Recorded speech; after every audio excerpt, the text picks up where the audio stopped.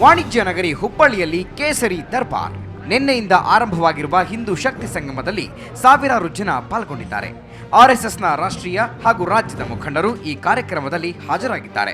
ಮೊದಲ ದಿನದ ಹಿಂದೂ ಶಕ್ತಿ ಸಂಗಮಕ್ಕೆ ಸಂಘದ ಪ್ರಧಾನ ಕಾರ್ಯದರ್ಶಿ ಸುರೇಶ್ ಜೋಶಿ ಭಗವಧ್ವಜಾರೋಹಣ ನೆರವೇರಿಸಿದರು.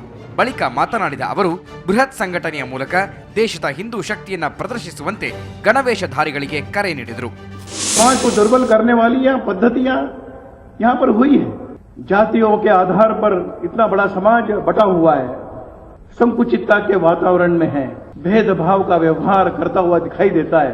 इस सारे विषमता से मुक्त होकर एक समरस समाज निर्माण हो, इसकी आवश्यकता है। ಒಟ್ಟು 3 ದಿನಗಳ ಕಾಲ ಈ ಶಕ್ತಿ ಸಂಗಮದಲ್ಲಿ ಇಂದು ಆರ್ಎಸ್ಎಸ್ ವರಿಷ್ಠ ಮೋಹನ್ ಭಾಗವತ್ ಪಾಲ್ಗೊಳ್ಳಲಿದ್ದಾರೆ. ಹುಬ್ಬಳ್ಳಿಯಲ್ಲಿ ಇಂದು ಸಂಘ ಪರಿವಾರದ ಪಥಸಂಚಲನ ಕೂಡ ನಡೆಯಲಿದೆ. ಶಕ್ತಿ ಸಂಗಮ 2ನೇ ದಿನ ನಗರದೆಲ್ಲೆಡೆ ಪಥಸಂಚಲನ. ಇಂದು ಶಕ್ತಿ ಸಂಗಮದಲ್ಲಿ ಬೆಳಗಿನಿಂದ ಸಾಮಾನ್ಯ ಕಾರ್ಯಕ್ರಮಗಳು ನಡೆಯಲಿವೆ. ಸಂಜೆ 4 ಗಂಟೆಗೆ ಹುಬ್ಬಳ್ಳಿಯ 3 ದಿಕ್ಕುಗಳಿಂದ ಪಥಸಂಚಲನ ಆರಂಭವಾಗಲಿದೆ. ನಗರದ ಸೆಟಲ್ಮೆಂಟ್, ವಿದ್ಯಾನಗರ, ಹಳೆ ಹುಬ್ಬಳ್ಳಿ ಭಾಗದಿಂದ ಹಾಗೂ ಧಾರವಾಡದಿಂದ ಒಂದು ಪಥಸಂಚಲನ ಆರಂಭವಾಗಲಿದೆ.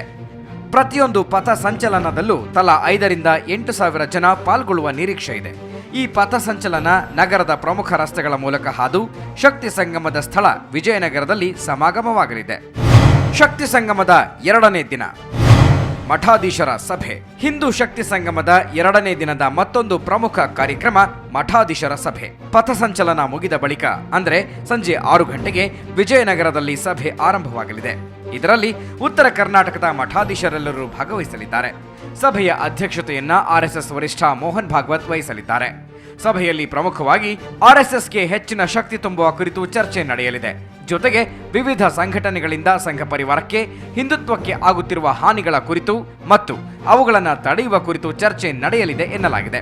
ಅಲ್ಲದೆ ದೇಶದಲ್ಲಿ ಹಿಂದೂ ಶಕ್ತಿ ವೃದ್ಧಿಸುವ ಕುರಿತು ಸಮಾಲೋಚನೆ ನಡೆಯುವ ನಿರೀಕ್ಷೆ ಇದೆ. ಈ ಮಠಾಧೀಶರ ಸಭೆಗೆ ಮಾಧ್ಯಮದವರು ಹಾಜರಾಗಲು ನಿರ್ಬಂಧ ಹೇರಲಾಗಿದೆ. ಈ ಹಿಂದೂ ಶಕ್ತಿ ಸಂಗಮದಲ್ಲಿ ಮೊದಲ ದಿನ ಯಡಿಯೂರಪ್ಪ ಹೊರತುಪಡಿಸಿ ಸಿಎಂ ಸೇರಿದಂತೆ ಬಿಜೆಪಿಯ ಪ್ರಮುಖರು ಪಾಲ್ಗೊಂಡಿದ್ದರು. 2ನೇ ದಿನ ರಾಜಕಾರಣಿಗಳು ಪಾಲ್ಗೊಳ್ಳುವ ಸಾಧ್ಯತೆ ಇಲ್ಲ. ಕ್ಯಾಮರಾಮನ್ ಆನಂದ್ ಪತ್ತಾರ್ ಜೊತೆ ಪ್ರಸನ್ನ ದೇಶಪಾಂಡೆ, ಸುವರ್ಣ ನ್ಯೂಸ್ 24/7 ಹುಬ್ಬಳ್ಳಿ.